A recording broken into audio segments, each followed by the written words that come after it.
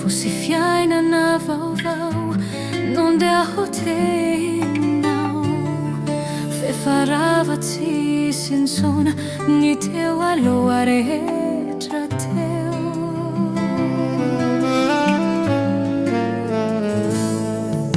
Hainao ny misangy regny, hainao ny manimba fo mandratra, fa tsy hainao ny mamela azy re ho faly.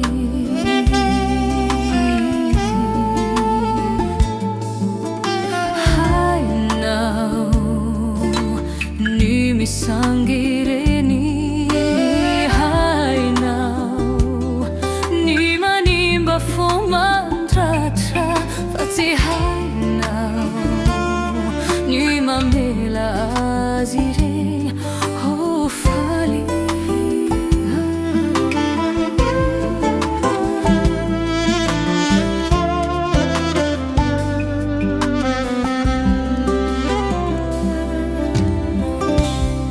Ny takaitra velano tsy ho voafafa, ny alahelo anatiko ao no sisa mandatsy.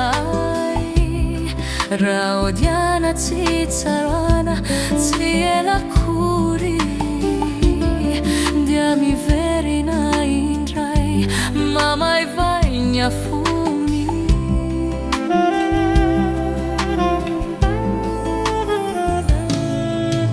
Hainao ny misangy reny, hainao ny manimba fo mandratra, fa tsy hainao ny mamela azy re ho faly.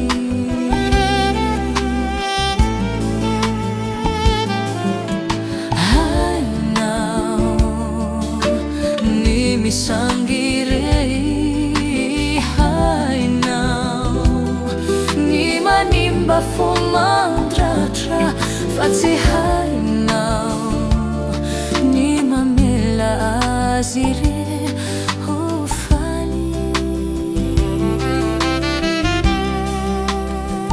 Sitrapo niarananao nefa ianao afaka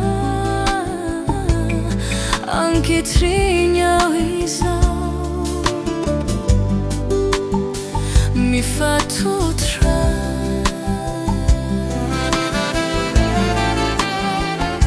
Nyambopo anatiko